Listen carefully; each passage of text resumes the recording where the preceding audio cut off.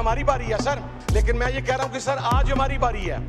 आज इमरान खान जेल के अंदर सफर कर रहा है, आज मखदूम शाह महमूद कुरैशी जेल के अंदर सफर कर रहा है, आज इजाज चौधरी जेल के अंदर सफर कर रहा है, आज डॉक्टर यास्मीन राशिद साहबा जेल के अंदर सफर कर रही हैं, आज हमारे बेतहाशा पॉलिटिकल वर्कर्स जेल के अंदर सफर कर रहे हैं। हम नहीं चाहते कि कल ये बारी किसी और की हो। Leader of the opposition arrest हो, नेशनल असेंबली का हो, सेनेट का हो, पार्लिमानी लीडर अरेस्ट हो, चीफ व्हिप टॉर्चर हो।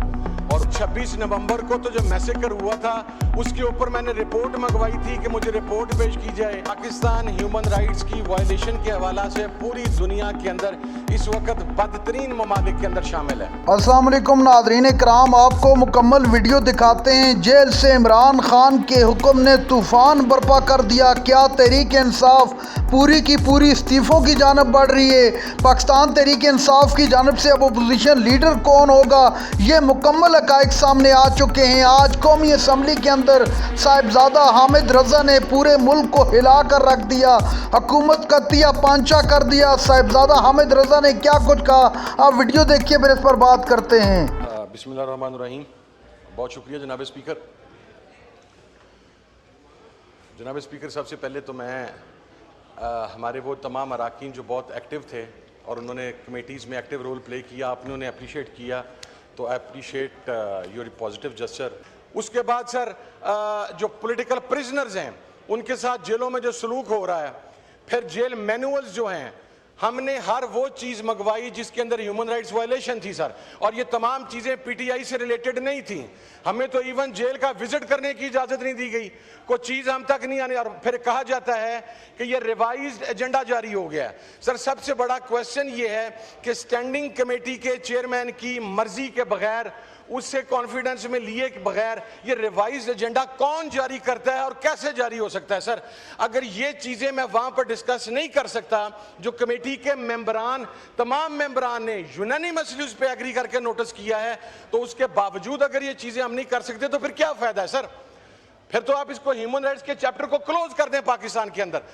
आज हमारी बारी है सर, लेकिन मैं ये कह रहा हूँ कि सर आज हमारी बारी है। आज इमरान खान जेल के अंदर सफ़र कर रहा है, आज मखदूम शाह महमूद कुरैशी जेल के अंदर सफर कर रहा है, आज इजाज चौधरी जेल के अंदर सफर कर रहा है, आज डॉक्टर यास्मीन राशिद साहबा जेल के अंदर सफर कर रही हैं, आज हमारे बेतहाशा पॉलिटिकल वर्कर्स जेल के अंदर सफर कर रहे हैं। हम नहीं चाहते कि कल ये बारी किसी और की हो, लेकिन आज भी अगर आप उन चीज़ों को सुनने के लिए तैयार नहीं हैं, उन पर अमल दरामद के लिए तैयार नहीं हैं, तो मेरा ख्याल है कि this is the best example कि पाकिस्तान की डेमोक्रेसी के अंदर कौन सी चीज़ें प्रेसिडेंट सेट किए जा रहे हैं और फिर अगले आने वालों से किसी पॉजिटिव चीज़ की तवक्को रखना ये सरफजूल हो। सर सबसे बड़ा इशू है ह्यूमन ट्रैफिकिंग का सर, ह्यूमन स्मगलिंग का सर, चाइल्ड अब्यूज़ का सर, विमेन राइट्स का सर, माइनॉरिटी के राइट्स का सर। सर मैं कह के थक गया हूँ, लेकिन बट ऑल ड्यू रिस्पेक्ट मेरा नहीं ख्याल कि मौजूदा हुकूमत उसके ऊपर कोई भी अमल करने के लिए तैयार है या इन बातों को सुनने के लिए तैयार है। पाकिस्तान के हर शहरी की, अब वो बेशक पार्लिमान का मेंबर हो या एक रेडीबान मजदूर मेहनतकश हो, उसके लिए इस मुल्क के अंदर कोई ह्यूमन राइट्स अवेलेबल नहीं है। With all due respect I have to say that, and it is very unfortunate that this is been happening in Pakistan. हमारा एक आइन होते हुए, हमारी एक पार्लिमान होते हुए, हमारा एक डेमोक्रेटिक सेटअप, सो कॉल्ड ही सही या जैसा भी सही, लूला लंगड़ा सही, उस सेटअप के होते हुए भी अगर पाकिस्तान के अंदर ह्यूमन राइट्स की ये पोजीशन होगी तो ये लम्हा फिक्रिया है, और मेरा ख्याल है कि हम बहुत तेज़ी के साथ डिक्लाइन का शिकार हैं। इसके ऊपर हुकूमत को संजीदा तरीके से सोचने की जरूरत है। Leader of the opposition arrest हो, नेशनल असेंबली का हो, सेनेट का हो, पार्लिमानी लीडर अरेस्ट हो, चीफ व्हिप टॉर्चर हो, और उसके बावजूद अगर रिस्पेक्टिव डिपार्टमेंट के किसी हेड से उसके ऊपर इंक्वायरी रिपोर्ट मंगवाई जाए तो वो इवन मीटिंग के अंदर आना भी बॉदर नहीं करते। इतने पेजेस की सर 800 पेजेस, 700 पेजेस, 600 पेजेस की रिपोर्ट्स आती हैं, लेकिन at the end of the day अगर आप उन रिपोर्ट्स को पढ़ें तो वो पिछले साल का कॉपी पेस्ट ही होता है, इस MR को आगे पीछे करके। हमारे लिए सबसे बड़ा लम्हा फिक्रिया ये है कि it's not a political issue. Human rights का जो इशू है ये अक्रॉस द बोर्ड तमाम पाकिस्तानीज़ का इशू है। ये पूरी रियासत पाकिस्तान का इशू है, लेकिन इस इशू के ऊपर किसी को बोलने की इजाज़त नहीं है, इस इशू के ऊपर किसी को कोई फैसला करने की इजाज़त नहीं है। इस इशू के ऊपर अगर किसी से सवाल पूछा जाए तो उसको जवाब देने से मना कर दिया जाता है, और पाकिस्तान ह्यूमन राइट्स की वायलेशन के हवाला से पूरी दुनिया के अंदर इस वक्त बदतरीन ममालिक के अंदर शामिल है।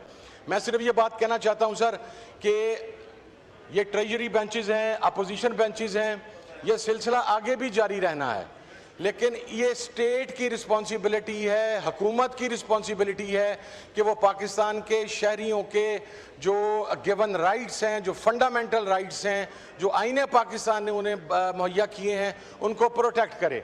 लेकिन मौजूदा हुकूमत उन राइट्स को प्रोटेक्ट करने के अंदर मुकम्मल तौर के ऊपर फ्लॉप हो चुकी हुई है। मौजूदा हुकूमत कोई रिपोर्ट देने के लिए स्टैंडिंग कमेटी को तैयार नहीं है। मौजूदा हुकूमत स्टैंडिंग कमेटी के कार्रवाई को बुलडोज करके यहाँ पर डायरेक्ट सर एक इशू जो स्टैंडिंग कमेटी के अंदर डिस्कस हो रहा था वो वहाँ से अभी अंडर डिस्कशन था, उसके ऊपर कंसर्न्ड डिपार्टमेंट को नोटिस हुए थे, लेकिन वो बिल यहाँ पर कौमी असेंबली में आता है, स्टैंडिंग कमेटी की अप्रूवल के बगैर वो बिल यहाँ से पास भी हो जाता है।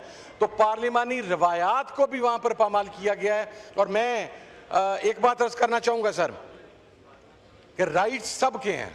आपने ये कहा कि मैं एजेंडा वो रखूं जिसके ऊपर मीटिंग हो सके, तो सर 26 नवंबर को तो जो मैसेकर हुआ था उसके ऊपर मैंने रिपोर्ट मंगवाई थी कि मुझे रिपोर्ट पेश की जाए। उसके बाद ब्लास्फेमी का इशू था, वो इशू था जो इतना हसास इशू था और हम इसे एक आसान तरीके से सेटल करना चाहते थे। बेतहाशा जितने भी ह्यूमन राइट्स के इश्यूज हैं बदतरीन सतह पर है इस वक्त पाकिस्तान के अंदर। सर आपकी ह्यूमन ट्रैफिकिंग हो उसके ऊपर हम सिर्फ डॉक्यूमेंट्स देखते हैं, आपके वुमेन वेलफेयर हो उसके ऊपर सिर्फ डॉक्यूमेंट्स सामने आते हैं, आपका चाइल्ड अब्यूज़ हो उसके ऊपर सिर्फ डॉक्यूमेंट्स सामने आते हैं, और वो बातें जो सिर्फ कागजात के ऊपर नज़र आती हैं प्रैक्टिकली उनकी इम्प्लीमेंटेशन ग्राउंड के ऊपर हमें किसी भी सूरत के अंदर नज़र नहीं आती। आपके बाकी तमाम चीज़ें छोड़ दें सर, इस हाउस के जो ऑनरेबल मेंबर्स हैं अगर उन मेंबर्स के भी ह्यूमन राइट्स वायलेट हों और इस चीज़ के ऊपर किसी को नोटिस किया जाए तो उसके ऊपर भी परफॉर्मेंस जो है वो ज़ीरो होने के बराबर होती है। नादरीन कराम, आपने वीडियो देखी। साहिबजादा हामिद रज़ा ने आज पाकिस्तानी होने का हक अदा कर दिया। ऐसी तकरीर की कि सदियों याद रखी जाएगी। मुल्क के अंदर जो ह्यूमन राइट्स की वायलेशन हो रही है, जो इमरान खान और उसके साथियों के साथ जेल में जो रवैया बरताया जा रहा है और जो पाकिस्तान तहरीक इंसाफ के जो सियासी कैदी हैं उनको किस तरह जेल में रखा गया है, साहिबजादा हामिद रज़ा ने आज पूरी कौम के सामने तमाम हक़ाइक़ रख दिए।